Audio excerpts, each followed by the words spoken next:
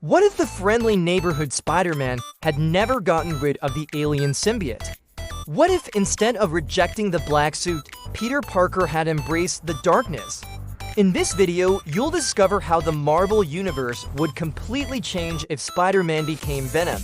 Forever, prepare yourself for a dark story, full of twists and turns, unexpected deaths, and an ending you never imagined.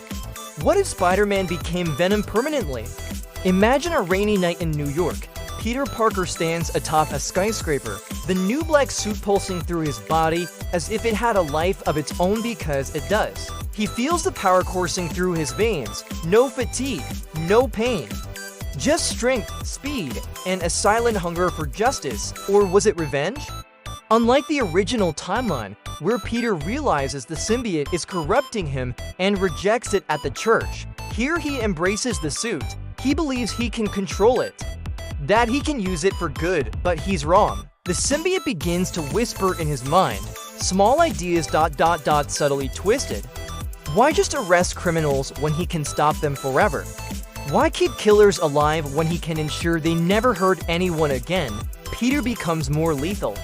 He begins eliminating his enemies, first petty thieves, then bigger villains, the Vulture, dead, Electro, burned alive. Dr. Octopus, thrown from a building, the city feels fear, but also admiration. Crime rates drop. People wonder, is this new Spider-Man exactly what New York needed? But not everyone agrees. The Avengers try to intervene.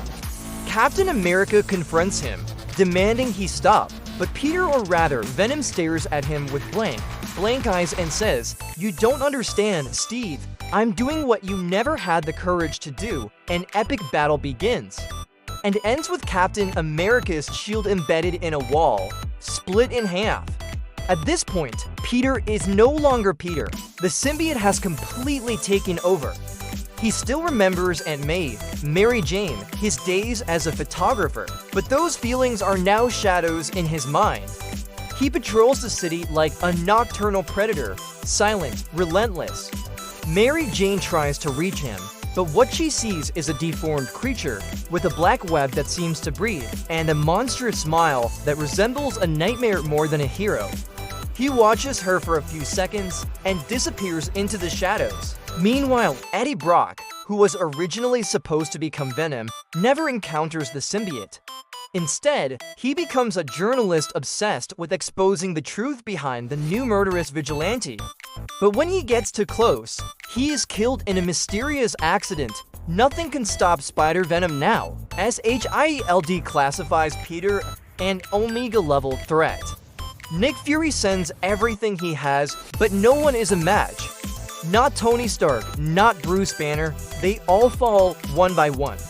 The city belongs to Venom. The entire world begins to bow before this new, dark figure of justice until a rift in the multiverse opens. On the other side, Miles Morales emerges the new Spider-Man from an alternate reality. He sees what Peter has become ... and knows he must stop him. But how can he face a monster who was once his hero? The final battle approaches. Not just for the fate of New York, but for the fate of all realities. What about you? Which side would you be on? The hero or the vigilante? Did you like this story? Then subscribe to the channel so you don't miss more insane theories like this. Comment below, do you think Peter could control the symbiote?